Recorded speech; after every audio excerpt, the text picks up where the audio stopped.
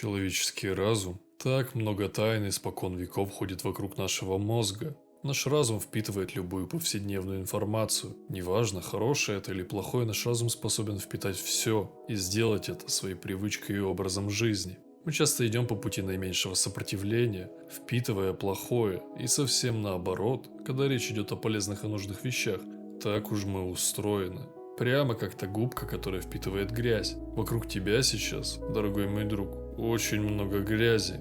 Начиная от телешоу, тиктока, рекламных объявлений, откровенного скама, заканчивая фальшивыми друзьями и девушками, которых ставят на пьедестал. А реальность такова, что несмотря на всю эту грязь, существуют добродетельные принципы, которые выгравированы в нашем подсознании. Они всегда будут оставаться частью каждого значимого и ценного человека. В этом видео мы поговорим о 3 добродетельных принципах, в которые ты должен полностью погрузиться, как губка. Номер 1. Здоровое отношение к гаджетам. Современные технологии благословили нас огромным количеством преимуществ, но они принесли с собой еще большую слабость. Сегодня тебе не обязательно выходить на улицу, чтобы поиграть в футбол, или не обязательно ходить на концерт, чтобы послушать выступление своего любимого исполнителя. Ты просто по нажатию кнопки можешь получить все, что тебе нужно, и нет никакой необходимости прилагать усилий, чтобы получить очередную дофаминовую дозу.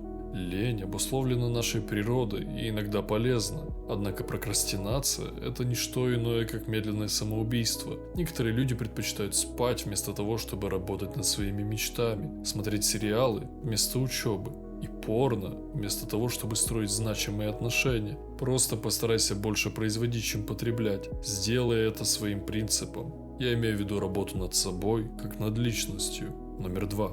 Счастье как смысл жизни. Многие из вас со мной не согласятся, но я хочу, чтобы вы очень четко поняли одну вещь. Есть большая разница между счастьем и удовольствием, или удовлетворением после получения удовольствия. Ты не должен основывать свою жизнь вокруг счастья, но ты не можешь отрицать тот факт, что это необходимая составляющая твоего собственного существования. Я хочу задать тебе вопрос, что тебе больше приносит удовлетворение? Тяжелая тренировка в спортзале или выигранный спарринг? Напиши в комментариях.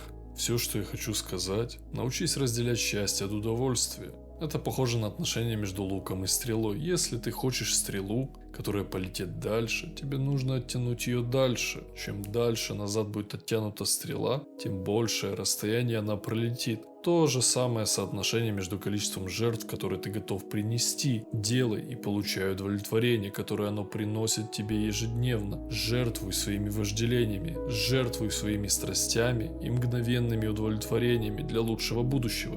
Номер 3.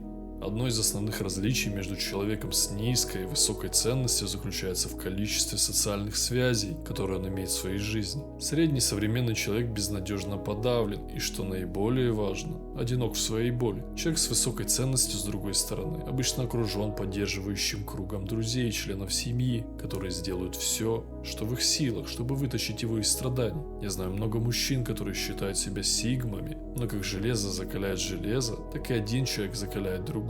Ты можешь быть на этапе своей жизни, когда тебе может понадобиться побыть в одиночестве, но как мужчина ты не можешь вечно оставаться одиноким волком. Время должно прийти, когда ты должен начать строить круг общения, сообщество, братство, семью, начать развивать глубокие и значимые отношения со всеми, кто тебя окружает, начиная с семьи. Я действительно имею в виду, что это начинается с твоей собственной семьи, и пока ты строишь лучшие отношения, не забудь сократить связи с любым, кто вносит негативный вклад. Я знаю так много парней, которые свернули на ложный путь только потому, что они начали тусоваться не с той компанией. Весь их потенциал пропал впустую. Эти невидные парни были там только для того, чтобы мельком увидеть так называемую классную жизнь. Они копируют то, что делает толпа. Они начинают курить вейпы, они слушают музыку, которая им не нравится, тусуются во всех хайповых местах и делают все то, что на самом деле не хотят делать. Поэтому у тебя, дорогой мой друг, должны быть стальные принципы, которые ты вложишь в свой потенциал с пользой и создашь такое окружение, которое подтолкнет тебя к величию,